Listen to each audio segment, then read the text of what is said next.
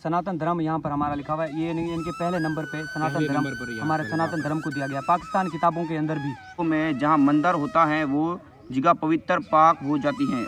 हिंदू धर्म एक कदीम मज़हब है। ये मज़हब मोहब्बत, बर्दाश्त, हमदर्दी, कुर्बानी और अमन की तालीम देता है। इस मज़हब के मानने वालों हिंदू कहलाते हैं। हिंदू ईश्वर एक खुदा पर यकीन रखते हैं। आज क्लास में बच्चों को जानने की बड़ी ख्वाहिश थी कि धर्म की किस अजीम शख्स के बारे में पढ़ा जाएगा। राजा बड़ा परेशान हुआ, इसने अपनी बहन और बहनोई को कैद खाने में डाल दिया।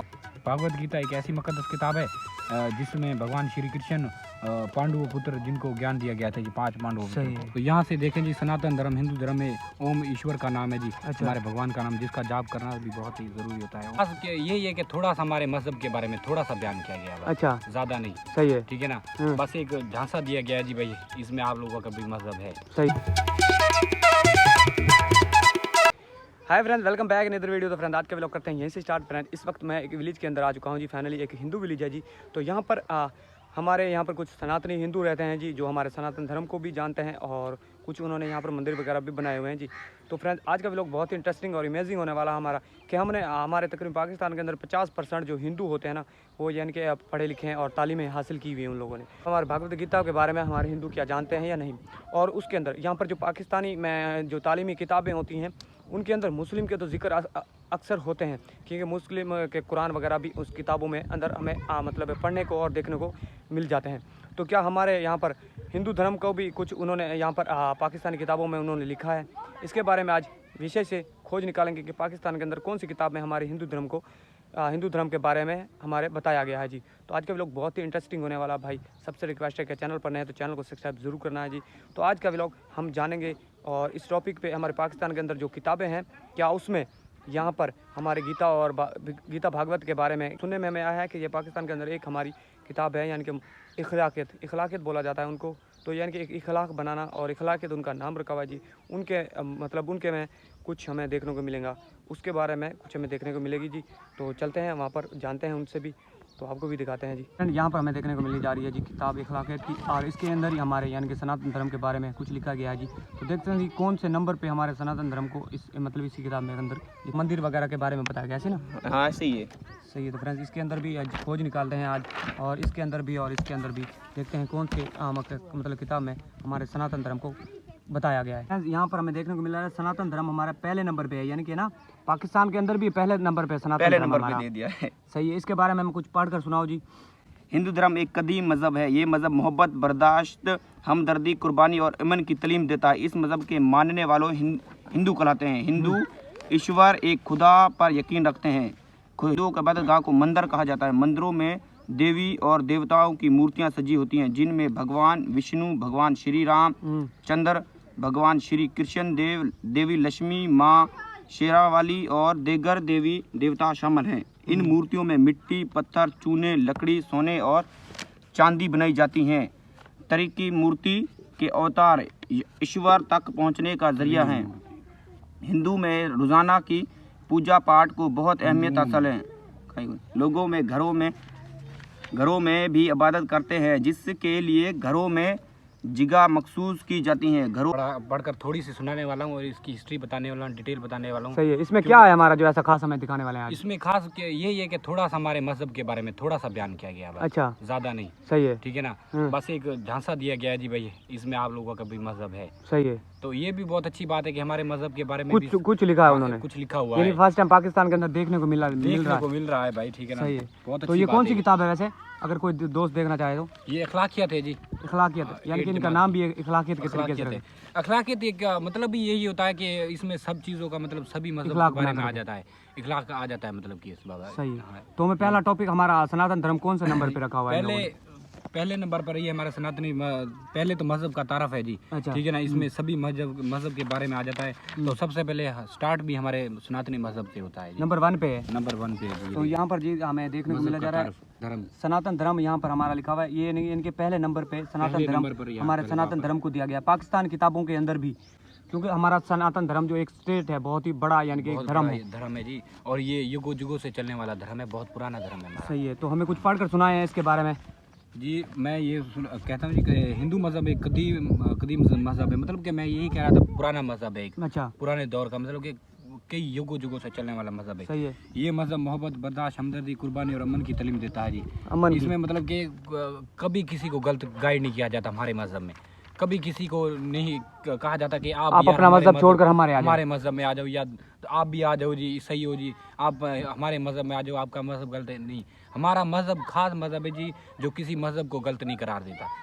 हिंदू धर्म, सही है, ठीक है ना। इस मजहब के मानने वाले हिंदू कहलाते हैं जी, जैसे यानी कि हम हैं। हिंदू ईश्वर मतलब के भगवान को मानने वाले लोग होते हैं। सही है। हिंदुओं की इबादतगाह को मंदिर कहा जाता है जी हमारे इस मतलब की इखलाकियत में। ये तो हमें पता है, पर इखलाकियत में जो लिखा है वो बताया जा रहा है, वो भी अच्छा लिखा उन लोगों ने, वो भी अच्छा है। मंदिरों में देवी और देवताओं की मूर्तियां सजाई जाती है, जिनमें भगवान विष्णु, भगवान श्री राम चंद्र, भगवान श्री कृष्ण, देवी लक्ष्मी, माँ शेरावाली और दीगर देवी देवता शामिल होते हैं। ऐसे ही मतलब कि अखलाकियत में जो बयान किया गया है वो बेहतरीन अच्छा बयान किया गया है इनके, गलत नहीं है। सही है। अगर गलत हो तो आपकी ऑडियंस कमेंट में बता सकती है। बिल्कुल। ये मूर्तियाँ मिट्टी, पत्थर, चूने और लकड़ी, सोने और चांदी से बनाई जाती हैं जी। नज़दीकी होकर बैठना वेद की तादाद 4 होती है जी, ऋग्वेद, यजुर्वेद, सामवेद और अथर्ववेद। अच्छा, ठीक है ना। ये हमारे धर्म में 4 वेद है, 4 वेद होते हैं जी, ठीक है ना। ये हमारे धर्म में बयान किए गए हैं, और डिटेल से तो नहीं बयान किए गए, पर नाम लिखे हुए हैं इनके। और आगे मतलब कि अगर मैट्रिक की किताब होगी ना, तो उसमें से ये डिटेल से बयान किए गए होंगे भाई। ऋग्वेद में क्या बयान किया गया, यजुर्वेद में क्या बयान किया गया, सामवेद में क्या, अथर्ववेद में क्या है जी। और इसमें इस मजहब में भजन, कीर्तन, पूजा पाठ और समाजी रस्म रिवाज हिंदू धर्म का हिस्सा शामिल है जी, हमारे धर्म है जी, ठीक है ना। तो आगे स्टार्ट हो जाता है बुद्ध मत का धर्म, तो उसके बाद हो जाता है मसीहत का धर्म ईसाइयों का, ठीक है ना। उसके बाद शुरू हो जाता है इस्लाम का धर्म, सिख मजहब का धर्म शुरू हो जाता है। तो अच्छा, यानी इस्लाम और सिख का, सही है, बिल्कुल ऐसे ही। और जैसे कि ये अखलाकियत है, तो यहाँ से देखें जी, सनातन धर्म हिंदू धर्म में ओम ईश्वर का नाम है जी। अच्छा। हमारे भगवान का नाम, जिसका जाप करना भी बहुत ही ज़रूरी होता है। ओम नमः शिवाय, नमः शिवाय सब लोग करते हैं जी। सनातन धर्म हिंदू धर्म में इबादतगाहों के मंदिर कहा जाता है। मंदिर में पुजारी पंडित आने वाले लोगों के साथ मिलजुल कर पूजा पाठ करते हैं। जैसे कि यार हमारे जो मशहूर जगह तारीखी जगह ये हैं, केदारनाथ, मतलब इधर लिखना था केदारनाथ, इन्होंने बिदारनाथ लिख दिया। केदारनाथ, विष्णु देवी और हरिद्वार, गंगा किनारे, ऐसे मकामात मतलब के स्थान जो के बड़े मशहूर है जी हमारे पाकिस्तान में ज़्यादातर। और हमारे प्यारे मुल्क पाकिस्तान में भी कई ऐसे मंदिर जो कि अहमियत के हमल दिए जाते हैं। हिंगलाज माता हो गया बलूचिस्तान में, और प्रहलाद पूरी मंदिर, ठीक है ना, साधु बेला, रामा पीर मंदिर, टंडोला यार, शिव मंदिर कराची, मतलब कटास राज, ये मतलब ज़्यादातर मशहूर जगह हैं जी पाकिस्तान में हमारे। रामायण के बारे में, ठीक है ना, ये रामायण है, ये भागवत गीता, रामायण है। ये क्या चीज़ है? ये बुद्ध मत का उन लोगों का, यानी बुद्ध देव जो होता था, बुद्ध देव के बारे में लिखा हुआ है, उनके बारे में। और सनातन धर्म के बारे में मतलब रामायण क्या करती है जी, उनके बारे में थोड़ी सी डिटेल लिखी हुई है। रामायण भगवान श्री चंद्र जी की हयात जिंदगी पर मुश्तमिल है, मतलब उनकी जिंदगी पर लिखी हुई है रामायण। भगवान राम लोगों के लिए तालीम है, मतलब लोगों के लिए जो पैगाम है जी, एक राजा, एक बेटा और एक भाई, एक शौहर, एक दोस्त कैसा होना चाहिए, रामायण से हमें एक भरपूर जिंदगी गुजारने का सबक मिलता है। और दूसरी भागवत गीता एक ऐसी मुकद्दस किताब है जिसमें भगवान श्री कृष्ण पांडवों पुत्र जिनको ज्ञान दिया गया था जी, 5 पांडवों पुत्र को, और कर्म फल की आशनात रखते हैं। और किताब वेद का निचोड़ है जी, मतलब भगवत गीता किताब वेदों का निचोड़ है। वेद जो 4 वेद मैंने आपको पिछले टॉपिक में बताया था। इंसान को अपने हर मसले का हल इन किताब से मिल जाता है जी। मतलब कि भागवत गीता और रामायण पढ़ने से हमें हर मुश्किलात का जो कि हल मिल जाता है। ये है जी हमारे भगवान श्री कृष्ण का जन्म स्थान, मतलब कि भगवान जहाँ पर जन्म हुआ था भगवान श्री कृष्ण की डिटेल यहाँ पर पूरी वजाहत की गई जी, पूरे डिटेल सुना है मैं, एक से लगाकर 100 तक ये जो लिखा हुआ है इसके ऊपर सब सुना है मैं, कि हिंदू मज़हब में बेशुमार मामले अखलाक जहर पजीर हुए हैं, लेकिन इनमें से कुछ को बहुत ज़्यादा अहमियत हम। तो उस्ताद दर्शन जी दास ने कहा कि बच्चों में आज आपको धर्म की एक अजीम हस्ती के बारे में बताना चाहता हूँ। अजीम हस्ती मतलब भगवान श्री कृष्ण के बारे में।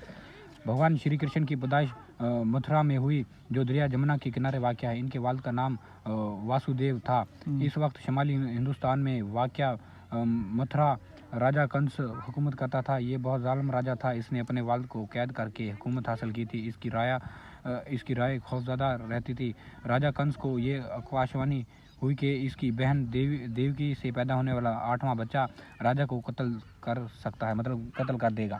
उसको डर पैदा हो गया था, मतलब उसकी बहन से पैदा होने वाला बेटा उसको कत्ल करने का मतलब दम रखता था, इरादा रखता था। इसलिए उसे भी सोच पूछ पर मजबूर कर दिया जी, राजा कंस को भी। और एक देगर बाद होने वाले 7 बच्चे कत्ल कर दिए। भगवान श्री कृष्ण 32-27 कबल मसीह सावन महीने की कृष्ण पक्ष की अष्टमी 8 दिन आधी रात के वक्त पैदा हुए। इनके वालिद पैदा होते ही इन्हें अपने दोस्त नंद जी के पास ले गए। इत्तेफाक से नंद जी की बीवी यशोदा के यहाँ भी एक बच्ची पैदा हुई थी। इनके वालिद बच्चे को वहाँ छोड़कर इस बच्ची को कैद खाने में ले आए। जब राजा को इल्म हुआ कि इसकी बहन के यहाँ बच्ची पैदा हुई है तो राजा इस बच्ची को मारने के लिए कैद खाने में आया, लेकिन जैसे ही बच्ची को मारने की कोशिश की वो देवी बन गई और कहा कि तुझे मारने वाला पैदा हो चुका है, वो महफूज हाथों में है, तुम वहाँ तक नहीं पहुँच सकते। हाँ बिल्कुल, ये जी स्टोरी देख लें जी, कितनी प्यारी डिटेल से बयान की गई है पाकिस्तान के अंदर भी किताबों में ये मतलब स्टोरी भगवान श्री कृष्ण के बारे में जी। सही है। और आगे जी नंद जी ने और यशोदा जी भगवान श्री कृष्ण को बड़े प्यार से पाला। भगवान श्री कृष्ण भी अपनी माँ यशोदा से बहुत मोहब्बत करते थे। भगवान श्री कृष्ण और माँ के दरमियान मिसाली मोहब्बत थी। मतलब एक ये भी माँ बाप जो कि माँ और बेटे के दरमियान मिसाल कायम करके जी, आज भी ये मिसाल कायम होती है कुछ कुछ इलाकों में। तो नंद जी और यशोदा जी ग्वाले थे, मतलब दूध बेचते थे। अच्छा, इसलिए भगवान श्री कृष्ण का बचपन गायों के रेडियो के साथ गुजरा। भगवान श्री कृष्ण को गायों के साथ बहुत ही मतलब खेलना कूदना बहुत ही अच्छा लगता था और बहुत ही प्रेम थे। भगवान श्री कृष्ण बचपन में बहुत शरीर थे। गोपियों से जब दूध के मटके सर पर रख कर जाते थे वो गलोल से मटके फोड़ देते थे। सही है, बहुत ही शरारती थे कृष्ण भगवान ना बचपन में। भगवान श्री कृष्ण गोपियों का दूध और मक्खन भी शरारती से चुरा लेते थे, जिसकी वजह से मक्खन चोर भी कहते थे। इसे मक्खन चोर का नाम भी, यानी भगवान श्री कृष्ण को मक्खन चोर वो तो यानी कि हमें भी कुछ उसके बारे में पता है। इसका मतलब यार हम कोई चीज़ चुरा कर खाएं, फल वगैरह या मक्खन वगैरह, तो हमें तो ये घर वाले मारते हैं भाई। क्या बिल्कुल है भाई, तो इसका गुनाह तो नहीं है ना? नहीं, गुनाह तो नहीं है। भगवान श्री कृष्ण ने भी मक्खन चोरी कर कर खाया था। अगर हम खा लेंगे तो चीज़ चोरी कर खाएं तो भी यहाँ पर अगर कोई चोरी करते हैं तो वो लोग मारते हैं भाई। भगवान श्री कृष्ण जब जवान हुए तो इन्होंने रुक्मिणी जी से शादी कर ली। रुक्मिणी जी राधा जी अच्छा मतलब लक्ष्मी देवी का अवतार थे। इसलिए जो प्रेम भगवान श्री विष्णु और देवी लक्ष्मी में था वो प्रेम भगवान श्री कृष्ण और राधा जी में था। एक दिन राजा कंस को किसी ने बताया कि भगवान श्री कृष्ण इनकी बहन का बेटा है, तो इसने इन्हें अपने दरबार में बुलाया। राजा कंस ने खेलों का इंतजाम किया जिसमें मेला युद्ध पहलवानी का खेल भी शामिल था। राजा ने साजिश हुई थी कि वो भगवान श्री कृष्ण को मेले युद्ध पहलवान में धोखे से ख़त्म कर देगा। मतलब कि उसने एक प्लान के तहत भगवान श्री कृष्ण को मारना चाहा, पर भगवान श्री कृष्ण है जी वो बिल्कुल हमारे भगवान है जी, तो वो मगर कोई भी पहलवान भगवान श्री कृष्ण जी को हरा ना सका। आखिर भगवान श्री कृष्ण ने राजा कंस से मुकाबला किया और इसके ज़ुल्म साथियों को ख़त्म कर दिया। इन्होंने कैद खाने से अपने वालिदैन और नाना को भी रिहा करवा दिया जी। बिल्कुल भी बहुत बढ़िया बात है जी ये। भगवान श्री कृष्ण ने फलसी दानिश और जिस्मानी मुकाबलाबाजी की तैयारी में खूब दिलचस्पी ली। इन्होंने और भी बहुत से इल्म सीखे। भगवान श्री कृष्ण की वजह शहरत इनके ख्यालात और इन्हें एक अजीम हीरो उस्ताद मददगार रहना माना जाता है जी। आजकल भगवान श्री कृष्ण को बहुत ही मतलब कि पूजने वाले भी बहुत है भगवान श्री कृष्ण को, मानने वाले भी बहुत ज़्यादा हो गए जी। ठीक है ना, ये थी हिस्ट्री हमारे भगवान श्री कृष्ण के बारे में। तो यहाँ देखें जी मीरा बाई के बारे में मतलब कि डिटेल से बताया हुआ है, यानी कि कौन से सदी में जन्म हुआ था उनका, उनके मतलब जन्म के बारे में। मीरा बाई 1498 में राजस्थान के शहर किरकी डिस्ट्रिक्ट पाली के एक शाही खानदान में पैदा हुई। इनके वालिद का नाम रतन सिंह था जो कि राजस्थान का हुक्मरान था। इनकी पैदाइश के 4 साल बाद इनकी वालदा फौत हो गई थी। इनकी परवरिश और तरबियत इनकी दादी ने की थी उस टाइम। बुजुर्गों से तालीम हासिल की और इनको मौसीकी की तालीम भी दी। इनका खानदान भगवान विष्णु की पूजा करता था। इनकी दादी ने इन्हें विष्णु की पूजा की तरफ माइल किया, मगर मीरा बाई शुरू से ही भगवान श्री कृष्ण की तरफ माइल थी। इनकी पूजा और प्रेम करती थी। इन्होंने भगवान श्री कृष्ण के लिए अपनी सारी ज़िंदगी वक्फ कर दी। मतलब कि भगवान श्री कृष्ण से उन्हें बहुत लगाव था, प्रेम था। तो यहाँ पर देखें जी मीरा बाई के भजन के बारे में लिखा हुआ जी। मीरा बाई भजन बहुत अच्छे गाती थी। अच्छा। तो मीरा बाई ने अपनी पूरी मतलब कि जिंदगी भगवान के लंगर में इन्होंने बहुत से ज़्यादा भजन लिखे, गाए और गीत गाने की इब्दा की। इनके तमाम कहानी और भजनों का महर अपने भगवान श्री कृष्ण से अटूट मोहब्बत और वफादारी से भी। मतलब भगवान श्री कृष्ण से इतना मोहब्बत और प्रेम था कि उनके प्रेम के मतलब मोहब्बत में वफादारी के चक्कर में उन्होंने अपने भजन और कीर्तन भगवान श्री कृष्ण के लिए ही गाए। सही है। तो वो अपने भजनों में भगवान श्री कृष्ण से मोहब्बत और अक़ीदत का इजहार करती थी। इन्होंने अपने भजन राजस्थानी और ब्रज भाषा में लिखे, जिसके बाद हिंदी और गुजराती ज़बान में तर्जुमा भी हुआ। इनके भजनों में शुरू होता था कि इनके किरदार असरात निजी जाति पर भी हुए, जिससे इनकी शोहरत में इजाफा, मतलब नीची जाति, मतलब कि नीची जाति के लोगों की इज्जत नहीं होती थी।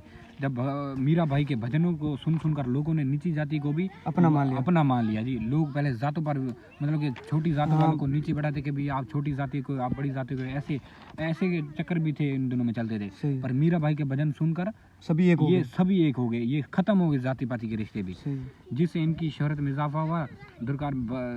द्वारका में भगवान श्री कृष्ण का पूरा स्थान था। मीरा भाई श्री कृष्ण भगवान की मूर्ति में गुमसान, मतलब घुस गई थी उसमें ही, भगवान श्री कृष्ण की मूर्ति लेकर दर जाकर भजन करती थी। तो डिटेल से आपको बताया कि इखलाकियत में क्या कुछ लिखा हुआ है, हमारे मज़हब के बारे में कितना कुछ लिखा हुआ है। ये तो आप लोगों ने देखा होगा, बड़े अच्छे तरीके से आप लोगों को हमने सुनाया और समझाया भी है, ठीक है ना। तो मैंने, मतलब कि मैं भी जब स्कूल पढ़ता था ना, मैंने तो भाई इस्लामियत पढ़ी थी, सही है, ठीक है ना। मुझे इस्लामियत के बारे में बहुत अच्छा खासा पता है जी, और मैंने इस्लामियत पढ़ी। तो मुझे ये भी बहुत खुशी हुई कि अब जो अखलाकियात आ चुकी है जी हमारे, मतलब कि ज़्यादातर स्कूलों में जो 3-4 साल हो गए इनके दरमियान अखलाकियत बच्चों को पढ़ाई जाए। देख लें जी, तो इनके बारे में ये देख लें, ये कितने साल हो चुके हैं जो हमारी इखलाकियत बारे में, यानी कि सनातन धर्म के बारे में लिखा है इन लोगों ने? ये तकरीबन अभी 2022 में, 2022-23 में ऐसे ही आई है, 2022-23 में। वो भी हमारे एक हिंदू भाई ने इत्तेहाद किया था इस चीज़ के बारे में, भाई हमारे सनातन धर्म को बताया, सनातन धर्म के बारे में, हमारे मजहब के बारे में। इसी वजह से हमारे पाकिस्तानी जो हिंदू हैं वो हिंदी नहीं पढ़ सकते, बिल्कुल गीता के बारे में उनको जानकारी नहीं है। मतलब यार मैं भी एक रिक्वेस्ट करना चाहता हूँ अपनी गवर्नमेंट से कि हमारे जो के धर्म को मतलब कि हमारे डिटेल से बताया जाए। और दूसरी बात ये है कि हमारी हिंदी तालीम जो कि एक हिंदी किताब होनी चाहिए हमारी, सही है, मतलब कि हमारे जो कि हिंदू लोग जो कि हिंदी पढ़ना भी सीख जाए, ठीक है ना। जैसे कि उर्दू हम अली बे पढ़ते हैं, वैसे ही हमारी भी हिंदी होनी चाहिए यार, ताकि हमें भी पता चले कि हम हिंदी पढ़ सकते हैं। क्योंकि हम ज़्यादातर हमारे इंडियन लोग भाई होते हैं जो को कहते हैं आप लोगों को हिंदी आती है, आप लोगों को हिंदी आती है, तो भाई यही वजह है कि हमें हिंदी नहीं आती, क्योंकि यहाँ पर कोई पढ़ाने की सुविधा ही नहीं है, और ना ही सुविधा है, ना ही पढ़ सकते। अभी आप देखें यहाँ पर सनातन धर्म को भी हमारे जो उर्दू में बताया गया जी, तो उर्दू में तो हमें पता है। अब ये देख लें जी, अब हमारे हिंदू भाई देख रहे हैं जी, उन लोगों को तो नहीं पता इंडिया वालों को ये क्या लिखा हुआ है। हमारे यानी कि सनातन धर्म को भी पाकिस्तान की किताबों में बताया गया है। ये भी हमें बहुत ज़्यादा खुशी हुई है कि 2022 और 23 के अंदर दरमियान यानी कि हमारे यहाँ सनातन धर्म के बारे में कुछ यानी कि पाकिस्तान किताबों में भी हमें देखने को मिला है। तो फ्रेंड आज का व्लॉग इतना ही, फिर मिलेंगे किसी नेक्स्ट वीडियो में, तब तक लोग अपना ख्याल रखें और हमारे चैनल का भी ख्याल रखें।